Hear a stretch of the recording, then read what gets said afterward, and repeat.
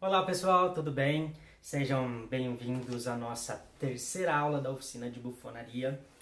Até aqui a gente falou muito sobre o bufão, o bobo da corte, né, na Idade Média, e como foi desenvolvido o trabalho dele, né, dentro desse universo, na monarquia, dentro dos castelos.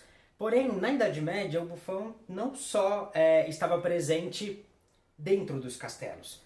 O bufão também ele estava presente nas festas populares, nas feiras populares. Existiam os bufões que eram mais renegados, que não tinham conseguido alçar status e se tornar bobos do rei, que acabaram se tornando andarilhos, acabaram se tornando marginalizados dentro da sociedade, porque isso é uma coisa muito interessante ressaltar também, que por mais que o bufão nessa época fosse uma figura que estava do lado do rei, que ganhou a sua relevância, a sua importância, muitos deles não ganharam essa relevância, essa importância. E acabaram sendo marginalizados, eles eram excluídos da sociedade pela sua deficiência, pelas suas deformidades e pela sua loucura.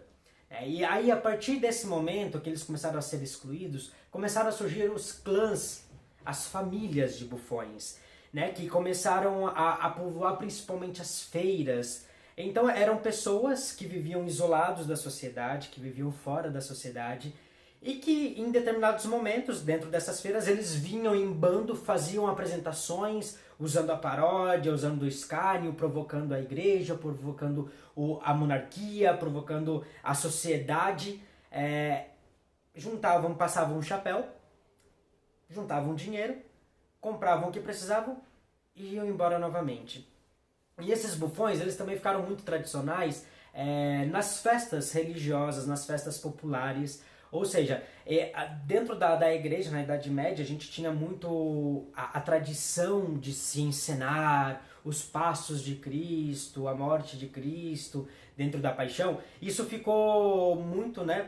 Foi algo que surgiu nessa época, utilizar a arte como uma ferramenta de doutrina. E os bufões aproveitaram disso, ou seja, eles faziam escárnio, faziam paródias das passagens bíblicas, faziam paródia dessas encenações e divertiam o público, divertiam a população a partir disso. E dentro disso, claro, estava enraizada a crítica, a igreja estava enraizada a crítica, a monarquia, e muitas outras festas também existiram nessa época aqui. Por exemplo, a festa dos loucos, a festa do asno, que eram festas que a própria igreja ou a própria monarquia fazia para entreter o povo. E boa parte desse entretenimento, desse riso, ele vinha a partir do bufão. O bufão tinha essa facilidade de transitar e de buscar o riso dentro da sociedade nessas festas, né? E isso a gente, né, conclui um pouco o que foi a Idade Média, como que foi os bufões surgiram e a sua relevância dentro da sociedade, buscando, e depois, né, como a gente comentou também, veio Lecoq e Guglielmi e tantos outros que sistematizaram esse universo. Já no século XIX, durante muito tempo também os bufões foram meio que se diluindo, foram ficando esquecidos. Shakespeare em algum momento traz os bufões, traz o grotesco para algumas de suas obras, mas no século XIX isso surge muito forte com o circo, né? O circo de horrores, onde figuras deformes, gêmeos siameses, anões, mulher barbada, eram expostos, né, como entretenimento. As pessoas pagavam para vê-los e eles recebiam por isso. Era o ganha-pão deles. Eles não se importavam em estar ali expostos, porque aquilo era uma maneira deles ganharem a vida. É uma coisa também muito interessante. E aí depois disso, a partir dos estudos de Lecoq e Guglielmi, começamos a também pensar no bufão contemporâneo. E aí a gente pergunta um pouco como que se encaixaria o bufão, né, dentro da nossa sociedade atual. E aí a gente traz uma frase de Guglielmi que fala assim, que nós temos que encontrar a blasfêmia nos dias de hoje. Aí encontraremos o bufão. Blasfêmia quer dizer o ato de insultar, de criticar o que é divino. E quando a gente fala divino aqui, a gente não só está falando do divino enquanto religião, mas estamos falando também do divino, enquanto tudo aquilo que está colocado em um pedestal, em um patamar superior. E no nosso caso também temos os políticos e tantas outras figuras que são colocadas nesse pedestal e que não podem ser criticadas ou que não podem ser blasfemadas. Então aí a gente começa a pensar, e quando a gente começa a pensar no bufão contemporâneo, surgem outros questionamentos, mais perguntas do que resposta, porque é sempre uma investigação pensar nesse bufão, né? Contemporâneo. Mas, como a gente já falou antes também, o bufão ele usa a vida como material de trabalho. Ou seja, o que é político, o que é social é trabalho de questionamento, é trabalho de construção para o bufão. E aí a gente também pode observar os marginalizados, né, da sociedade atual como uma ferramenta, como um caminho para encontrar esses bufões contemporâneos. Os loucos, os mendigos, os marginalizados, todas essas pessoas que perambulam principalmente pelas praças, são ferramentas para a gente questionar onde está o bufão hoje, né, na sociedade. Se a gente pega, por exemplo, uma coisa que nos causa uma certa repulsa é ver um morador de rua quase com atitudes animalescas, tendo que comer de uma lata de lixo, né, dormir na rua, como um ato disforme. Porém, é uma consequência também da sociedade, essas ações, né, que não consegue contemplar e não consegue ser igualitária na sua divisão de renda e tudo mais. Então, essas pessoas elas acabam sendo referências de bufão também, dentro da gente observar essa sociedade. E claro, aí a gente começa a buscar uma técnica, começa a entender como entrar nesse universo.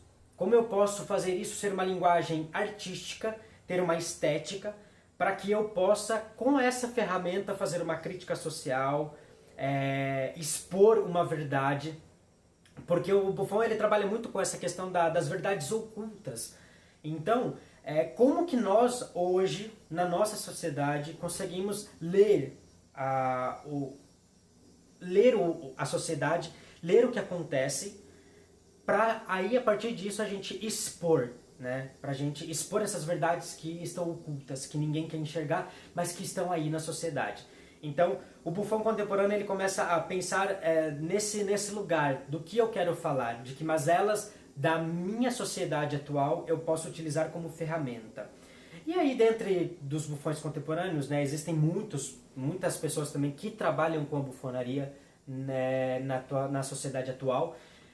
Para mim, um dos maiores bufões atuais é o Léo Bassi, um espanhol que desenvolve espetáculos completamente críticos, completamente bufonescos, para expor, né, muitas mazelas. No YouTube tem muito material dele que vocês podem ver e tá pesquisando. Tem um trabalho dele que eu assisti, tive o privilégio de assistir pessoalmente, que é a Igreja Católica, que é uma crítica fantástica e é um jogo muito bom, você ri o tempo todo. E tem uma crítica muito forte à questão de você acreditar nos charlatões, né, que existem na sociedade. E se a gente for pensar em material também, né, para o Buffon contemporâneo, a gente pode ver, principalmente no Brasil, os políticos, né? Quanto material a gente tem perante os políticos, que são figuras que têm um material gigantesco para a gente trabalhar. Ou seja, enquanto bufões contemporâneos, nós temos que começar a ler a sociedade, ver o que queremos falar sobre ela, que verdade é que queremos falar. E aí a gente tem vários caminhos que a gente pode seguir, tanto utilizando a característica dos bufões clássicos, né, com as deformidades e todas as suas características que nós já falamos em outros vídeos, assim como também podemos observar quais são esses bufões contemporâneos hoje. Quem são os marginalizados, os excluídos, que podem servir como ferramenta estética para a gente entrar nesses assuntos que queremos falar. E como eu disse do Léo Bassi, existem tantos outros bufões também. Alberto Boadella, que também é um catalão que faz uma crítica muito grande, não me recordo se ele realmente é catalão, mas ele faz uma crítica também muito grande. E ele tem um fato interessante, que ele não cria um personagem, né, tudo grotesco e tudo mais. a bufonaria dele tá na crítica, tá na fala, é muito verborrágico e principalmente na paródia. Então ele faz umas paródias de governantes, de políticos que é muito interessante. Um outro bufão também muito bom que a gente tem é o Sacha Baron, que no filme O Ditador, por exemplo, ele faz uma crítica de como que a democracia americana pode ser uma ditadura. Então isso é muito legal como ele evidencia isso, e tem tantos outros trabalhos dele que é muito bom, pensando muito nessa linguagem bufonesca. E no Brasil também a gente tem diversos outros nomes de pessoas que estudam a bufonaria, eu fiz até uma colinha aqui para falar de alguns deles. Beth Lopes é uma grande estudiosa da bufonaria. Bai Braga e José Tonese, que inclusive